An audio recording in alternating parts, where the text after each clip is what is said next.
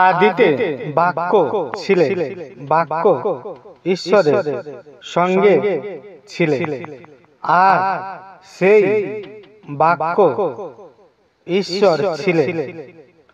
বাক্য মানুষের রূপ ধারণ করলেন এবং আমাদের মধ্যে বসবাস করতে লাগলেন। পিতা ঈশ্বরের একমাত্র পুত্র হিসাবে তার যে মহিমা, সেই মহিমা আমরা দেখেছি। সেই বাক্য অনুগ্রহ ও সত্য পরিপূর্ণ ছিলেন। কিন্তু যিশু এর উত্তরে বললেন, শাস্ত্রে এ কথা লেখা আছে, মানুষ কেবল রুটিতে বাঁচে না, কিন্তু ঈশ্বরের মুখে প্রত্যেকটি বাক্যে বাঁচে।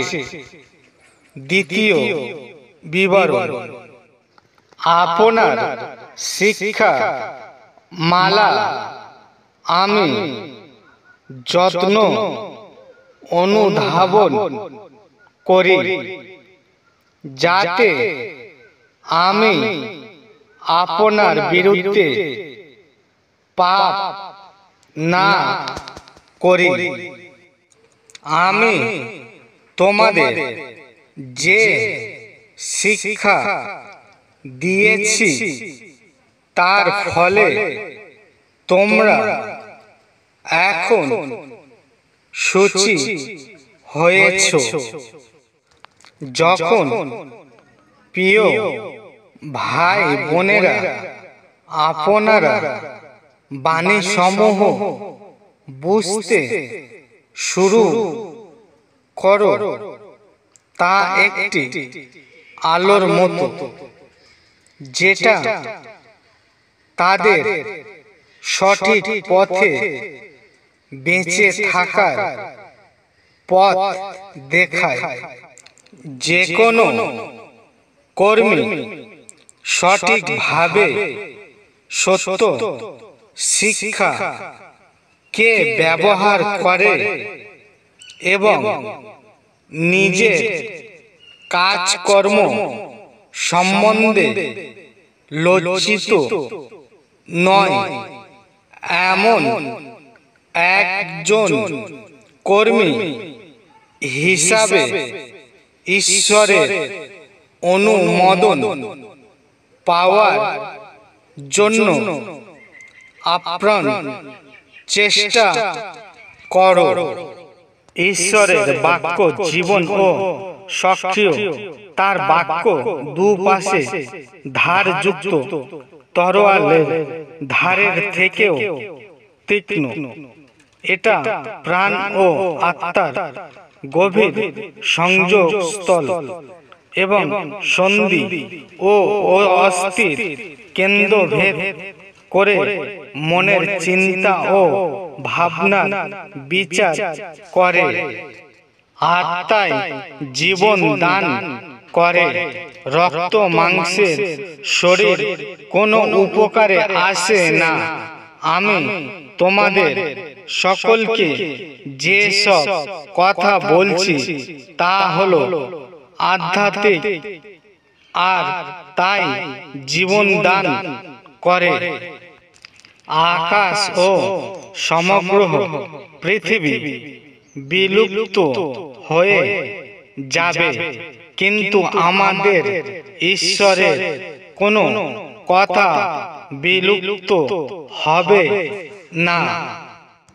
তাই যদি কোনো সন্তান আমার ধন্যবাদ দেয়, তবে সে আমার সম্মান করে, যদি সে সৎ উপায়ে বাঁচে, তাকে বাঁচানোর জন্য আমি আমার সমস্ত ক্ষমতা প্রদর্শন করব।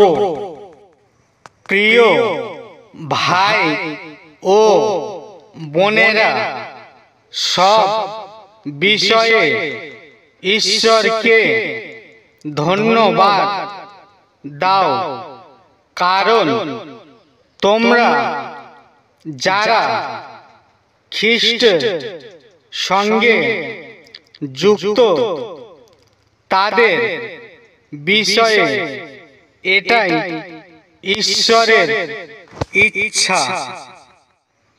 তাই যিশু মাধ্যমে আমরা ঈশ্বরের উদ্দেশ্য স্তব স্তুতি উৎসর্গ করতে যেন বিরত না হই।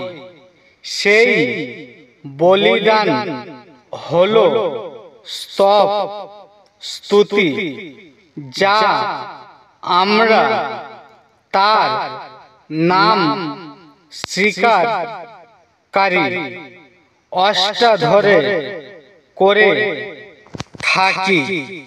ঈশ্বরের সন্তানেরা বিশ্বাসের জন্য আমরা ঈশ্বরের সামনে ধার্মিক প্রতিপূর্ণ হয়েছি বলে প্রভু যিশু খ্রিস্টের মধ্যে দিয়ে ঈশ্বরের সঙ্গে আমাদের শান্তি চুক্তি হয়েছে।